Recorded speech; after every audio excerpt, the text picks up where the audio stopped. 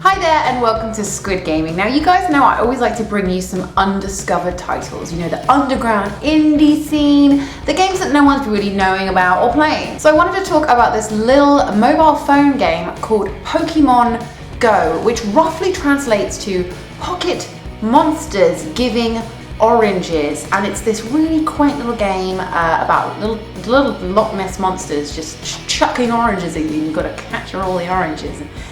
At least that's what I assume. I don't know. I haven't really looked into it. So unless you've been living under a rock, you won't have missed the fact that 48 million people are playing Pokemon Go, and it's more powerful than religion and Coca-Cola combined. But what is Pokemon Go, and why do people care so much? So essentially it all goes back to a huge craze which began about 20 years ago, an anime and Game Boy game about catching Pokemon and trying to be the best that no one ever was. The TV show was huge, the merchandise like Pokemon cards that followed was even bigger, and game after game has come out over the last 20 years, with each game being incredibly similar to the last one, just with added new Pokemon, like a rubbish bag and a key. So Pokemon Go is such a sensation because we're finally getting a really good taste of accessible VR, augmented reality, and it's allowing our Pokemon childhood dreams to come true. Finally, as a 27-year-old, I can finally capture Pokemon and keep them in a Pokédex. For losers like me, this is a dream come true. So the game itself, it's basically a more simple version of Google Maps. It tracks your actual location, which reinforces the feeling of Pokemon being real life. Pokemon will pop up on the screen, you throw Pokemon balls at them and try and catch them, and voila, that's the game. In principle, it's not particularly engaging, but the desire to find and capture Pokemon you don't own, to battle in gyms and try and be the most powerful Pokemon master of your area is enough to keep you logging on. But this game forces you to physically move. That's right, no lying on your sofa covered in a fine layer of crumbs and self-shame.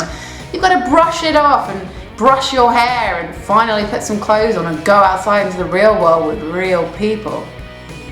It's a nice touch though. I've got a Pokemon egg that won't hatch unless I walk 10k with the app open. Anything else that forced me to walk that far for a reward would get a punch in the crotch, but because it's Pokemon, I forced myself to walk around like the sweaty mess I am. It's also surprisingly social. Massive events are taking place around the world where people meet up and catch Pokemon together. I went out for a Pokemon related walk myself and made 2 friends who were playing Pokemon too. It was the only social interaction of my life and I'm still hyperventilating about it. But one of my favourite little touches has to be when you're out searching for Pokemon. Their little shadow will appear if you haven't caught them already, so it becomes a bit of a guessing game. For fans of the TV show, there used to be a little guessing bit in that as well. It really takes me back to my youth. Who's that Pokemon? Do be careful though, because walking around with your face glued to your phone gives you a strong chance of looking like an absolute idiot. The Pokemon Go fever will go down pretty quickly. There's just not enough going on to keep people engaged for months and months. But as it stands, it's a lot of fun. Good for making friends and getting out and exercising and burning off those I hate myself biscuits I keep eating. So yeah, Pokemon Go is alright by me. Thanks for watching and don't forget to like and subscribe if you haven't already, and I will see you next time. Take care, play lots and have fun. And I'm still hyperventilating and thinking about it. Ooh, what a rush.